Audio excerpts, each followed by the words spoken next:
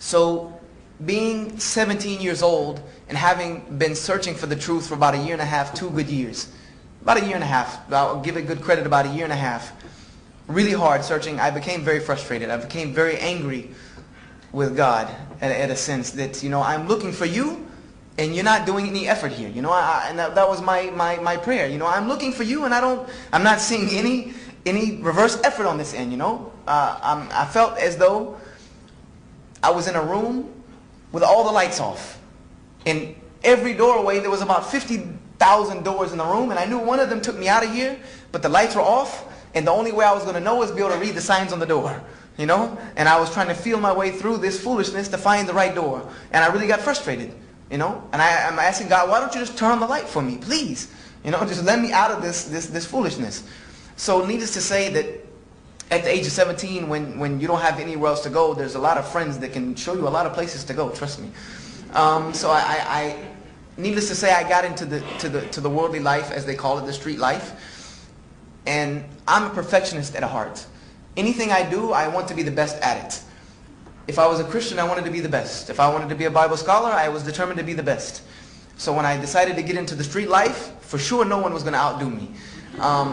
So I went from one way to extremely the other way really quick. I was getting into trouble, getting kicked out of school. I got expelled. I had to go to night school. I was getting arrested. All these things were happening to me at the age of 17. And my grandmother she was bewildered at all of this. She had no idea what had happened to me. And she was always there telling me, what happened to you? And I would tell her, that I'm tired of looking for God. I know He's there, but He doesn't care about me. I must not be that important if I'm looking for Him and He's not looking for me. So I said, I don't want to hear that. I'm leaving. And I would be out of the house. And I stayed out of the house all the time. Because at that time I had a license, could do what I wanted to do. There was 2 incidents that changed all of that. The first incident, I got into a car accident wherein me and my friend were doing about 60 miles an hour on Interstate 385 on our way back from Clemson University. And just so happened that I got accepted into Clemson University on a baseball scholarship and got kicked out a month and a half later because I got arrested for a fight. So this is what that life was doing to me. And so anyway, I was still going to Clemson because all my friends were going, and we were on our way back from Clemson from a party. And it just so happened that night that we were really tired, and I never wore my seatbelt. It was just something I didn't do. And that night I just happened to tell my friend, we're tired, I'm going to sleep. I don't know if you're going to go to sleep, so let's put our seatbelt on. If we run off into the ravine, at least we have our seatbelts on. So we did that, and we did run off into the ravine. Needless to say, we flipped the car about 6.5, 7 times. They say, like who's counting? It was flipped quite a bit of times. And at the end, one half of the car, the back end of the car was on one side of the street and the other half was the other. The car broke completely in half. And I was awoken by the accident, which the road coming at you at about 60 miles an hour in your face will tend to do that. And after the accident, I didn't even know what to think. Like, I didn't know what happened. I didn't know if I was dead, alive, out-of-body experience. I didn't know. I didn't know what was going on. I just knew that I need to get out of this car because I remember movies, cars flip, they roll, they blow up. So let me get out of this car. So I got out of the car and I pulled my friend out, and he had 2 broken ankles. Not really broken ankles. He had a broken leg and a broken ankle. And I had a piece of glass sticking out of my arm, which I still have a scar to prove it, but it was nothing. I pulled the glass out, wrapped it up in my t-shirt. It was not a big deal. I got out on the sidewalk and started counting body parts, because I looked at the car and figured that there has to be something missing, something broken, gash, something. There was nothing wrong with me other than this gash, and, I was discombobulated, and my friend had broken legs, and he was on the ground moaning. And it just so happened, at that time, there was a police officer traveling the other way. He saw the accident, turned around, came back, and I was standing on the edge of the road trying to find my cell phone in all my pockets while my friend was maybe 10, 15 feet down the road in the ditch. The officer pulled over, got out of the car. I guess he didn't notice that there was not another car parked on the side of the road, but he got out and he asked me, he said, "Did you see the accident?" He came up to me, he said, "Did you see the accident? Did you see what happened? Do you know where the people?" And I looked at him, and I said, I was in the accident, you know, that's my friend's car. And when I said that, it was almost, you know, how they, you know, people talk about, you know, seeing the blood drain out of somebody's face. I saw blood drain. I saw him go from regular color to white.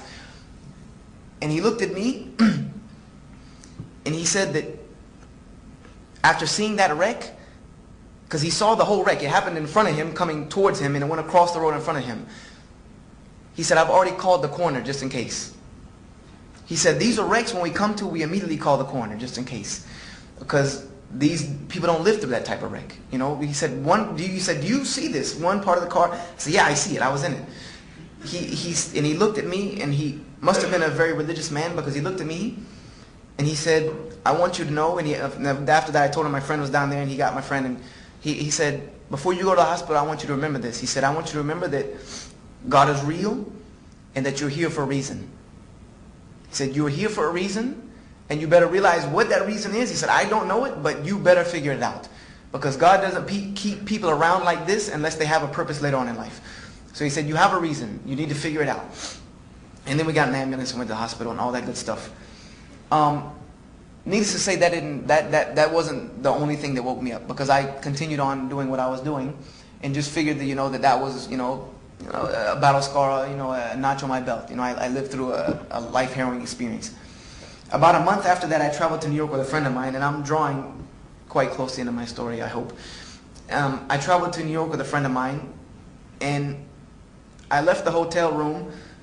It happened to be the same friend, and two other friends. I left the hotel room to go to the ATM, and anyone who's been to New York knows most of the ATMs, you have these little glass rooms that you have to go in.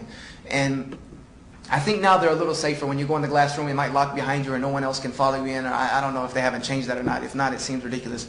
Because people will actually wait outside for someone to go into those ATMs to follow them in after they get the money and rob them. Because where are you going to run? You're in a glass room. It just seems like, you know, it seems like a big trap. So I went in and I withdrew my little $60. And as I was walking out, a guy came in behind me. And apparently, he was so in need of this money, he was so strung out or whatever on drugs, and that he was not willing to take the chance of me not giving him that money. He was not going to take the chance of me running away, not giving him money, fighting him, and somebody noticing him, because he pulled the gun, pointed it in my face, and pulled the trigger. He didn't say a word. He didn't ask anything. He didn't say anything. He put the gun in my face, which by the look of the gun, I would say it was probably a .357, because it was huge. But of course, you know, maybe just because there's a gun in your face, all of them might look huge. But this one looked really big. It looked like a cannon. And he pulled the trigger, and it was a revolver, because I remember distinctly, and I can pull it back as if I was seeing it now. I remember seeing the little cylinder revolve, and I heard the click. Because it revolves one way, and then goes back, and then the hammer hits it. I remember distinctly, and that sound in my mind is putting goosebumps on me. I remember that distinct click. And then I remember his eyes getting big, because nothing happened. Nothing happened. I don't know if there was not a bullet, or if he was so drugged up that he didn't know the gun was not loaded, or there was a bad bullet. But after that, he started trying to pull the trigger again.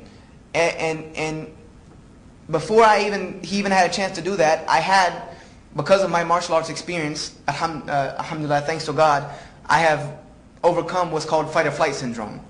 You know, I was shocked by the fact of a gun in my face, but I also do know how to react to that very quickly. I'm a Krav Maga trained instructor, which, you know, that's the first thing you work on is fight or flight syndrome. So immediately I bum rushed him and smashed him against the glass. You know, I cracked all the glass that was at the door and shoved him through the door, you know, and ran. You know, I ran and ran back to the hotel room. Didn't want to call the police because I was not supposed to be in New York by myself. But needless to say, I went back to the hotel room and started thinking to myself that, you know, that I got to get it together. You know, this is crazy. I got to get it together. So I went back home and I sat down and told my grandmother what happened. And she looked at me and, you know, she told me, she said, the police officer was right when he told you, you know, that you have a purpose.